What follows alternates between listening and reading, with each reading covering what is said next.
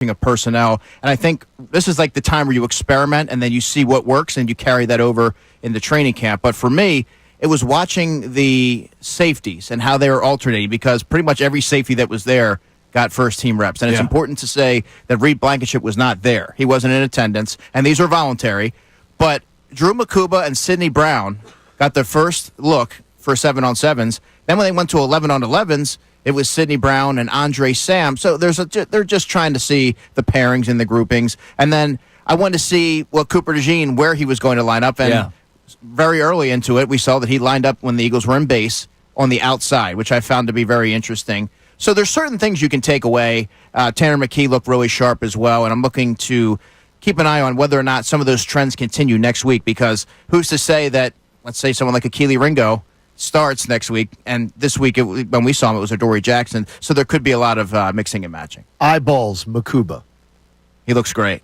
He looked great. And again, I try not to make too much out of one day, but he looked fluid. He moved really well. And it seemed I know you like to watch the hips. It seems like he was processing things quickly, which is obviously going to go a very long way for someone like Vic Fangio, who puts a lot of responsibilities on the shoulders of those safeties in his defense.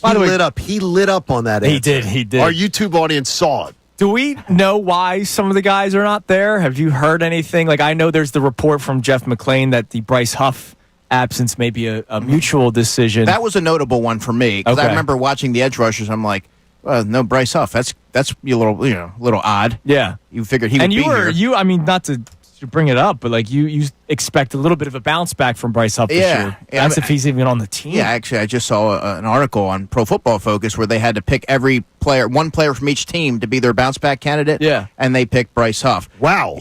Yeah. So that's if he's even on the team. Who knows? That's bold. Exactly. That's really bold. But any of the other guys, like Reed Blankenship, just because, like, I don't know if you've heard why. I mean, there could have been illness. There could be. I mean, I know Cam Jurgens with the back. Right. So it all depends. Van Sumeren with the knee, he wasn't there. Devontae Smith, my understanding was he was there another day. So that's the other part of it. We're there for one of those 3 days. Who's to say that Reed Blankenship wasn't there the day before, or Devontae Smith might have been there? They have an OTA practice today. So I think the players who aren't going to be there or be participating are the ones who are coming off of injury. And I think the one that you have highlighted there is Bryce Huff for obvious reasons. A little wondering about the whole thing with Cooper DeJean. Now, look, OTAs. Sometimes you're moving bodies around because you sort of need to, because of who's available or otherwise.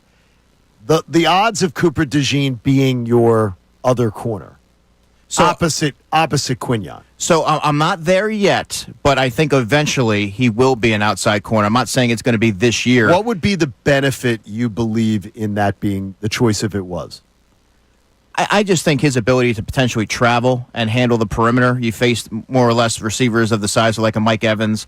But I am of the belief that nickel is the toughest position to play on defense and probably the most important. Yeah. Because you are facing the gamut of wide receivers. You're facing the Chris Godwins of the world, and you're also facing the Mike Evanses of the world. And tight ends that line up on the slot. And tight ends. Running back sometimes. Who flex out. And not only that, you have to be mindful of run fits, so you have to be physical. You have to be willing to tackle. You also have to be highly intelligent, because you have to know what the back end's responsible for, the second level, and the defensive line. You don't have the sideline to your advantage. Receivers have a two-way go, and you have a ton more room to kind of cover. And if you talk to a lot of defensive players, they're going to agree with you. I've talked to a lot of different players, and I said, I'm of the belief that nickel is the most challenging. They said, I agree, and here's why.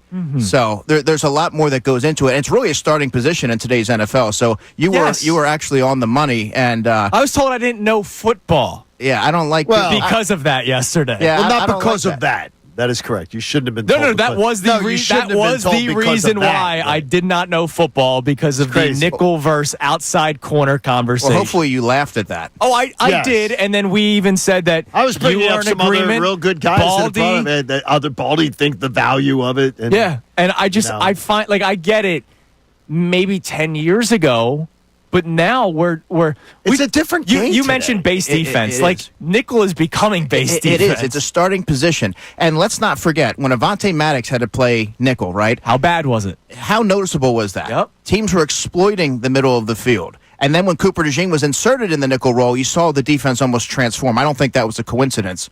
And so, yeah, I think you're going to start to see nickel corners get paid, comparable to what you're seeing outside corners being paid because of the nature of it. There's a demand on it, and you have to be highly intelligent to be able to handle that role. And also, you have to have the short area quickness and all those other things that go with it, instincts and being reactive. Now, you mentioned the safeties and how you're keeping a close eye on them.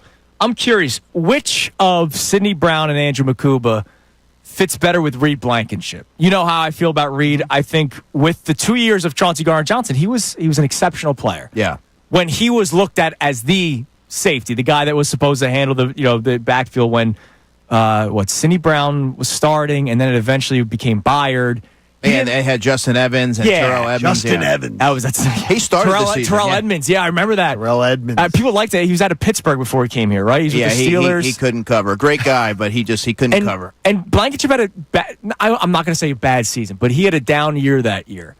Which guy kind of fits more of that CJ-GJ mold where maybe Reed Blankenship can play the way that we've seen him play the 2 years with Chauncey Gardner-Johnson? Well, I'm glad you asked, because if I had to give a comp to Drew Makuba, Andrew, it would be Budda Baker or C.J. Gardner-Johnson. Those are good players. Because of the versatility, the ball skills, his ability to be deployed all over the secondary, and the range. So when you see a player like that and he has all those attributes, and you couple that with someone like Reed Blankenship, who is probably better playing closer to the line of scrimmage, certainly being a complementary piece where he's not going to be exploited in coverage in the long term, I think that would be the best complement to what they have right now. When you watch this minicamp, so this little OTA, anything different? Because you're looking at a new offensive coordinator. So, and I'm glad you mentioned this, John, because with Devontae Smith not out there for team drills, he wasn't there. A.J. Brown didn't participate in team drills. Johnny Wilson wasn't out there for team drills. Well, he may have been swiping right. So might have been busy. You have to take everything into consideration here, and the context is important. So the passing game to me for OTAs, just the one day we were there, was a lot of horizontal, a lot of crossers, and similar route concepts to what we saw last year. Okay. But without the full gamut of players there, it's really hard to make anything of it. But I do think you're going to see more of an innovation in terms of the passing game with Kevin Patullo. Having that pass game coordinator background, you're able to maybe see things a little bit differently. You see things through a different lens, and maybe now that he has his handprints on the offense, he might make some changes. There might be some more creativity in terms of the route concepts. You might see some more downfield throws. This is a team that prides themselves on explosive plays, guys. So you have to think that they're going to get back to what they did so successfully in 2022. So, hey, everybody. Thanks so much for checking out the 97.5 The Fanatic YouTube channel.